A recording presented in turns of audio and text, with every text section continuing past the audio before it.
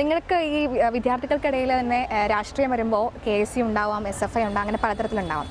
ഇപ്പോൾ ഏറ്റവും കൂടുതൽ രാഷ്ട്രീയപരമായി നമ്മൾ ചർച്ച ചെയ്തത് ഈ സിദ്ധാർത്ഥിൻ്റെ കൊലപാതകമാണല്ലോ. എന്താ നിങ്ങൾക്ക് അതിനുള്ള ഒരു അഭിപ്രായം എന്താണ്?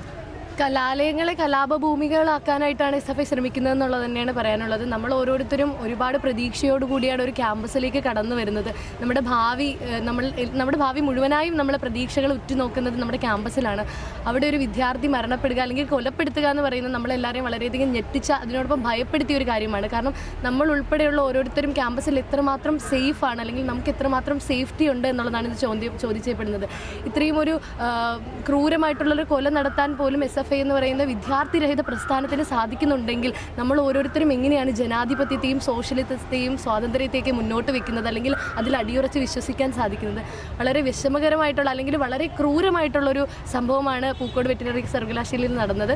തീർച്ചയായിട്ടും അതിന് കാരണക്കാരായിട്ടുള്ള അല്ലെങ്കിൽ കൊലപ്പെടുത്തിയ എല്ലാ കൊലയാളികൾക്കും ഭരണകൂടത്തിന് അല്ലെങ്കിൽ ഭരണപീഠത്തിന് നൽകാൻ സാധിക്കുന്നതിൻ്റെ ഏറ്റവും അങ്ങേയറ്റത്തുള്ള എന്താണോ ശിക്ഷ അത് തന്നെ നടപ്പിലാക്കണമെന്നാണ് ആഗ്രഹിക്കുന്നത്. കാരണം അത് സിദ്ധാർത്ഥിൻ്റെ മാത്രം നീതിയല്ല, സിദ്ധാർത്ഥിൻ്റെ ഫാമിലിയുടെ മാത്രം നീതിയല്ല, മറിച്ച് കേരളത്തിലെ അല്ലെങ്കിൽ ഇന്ത്യ ഒട്ടാകെയുള്ള വിദ്യാർത്ഥികളുടെ നീതിയാണ്.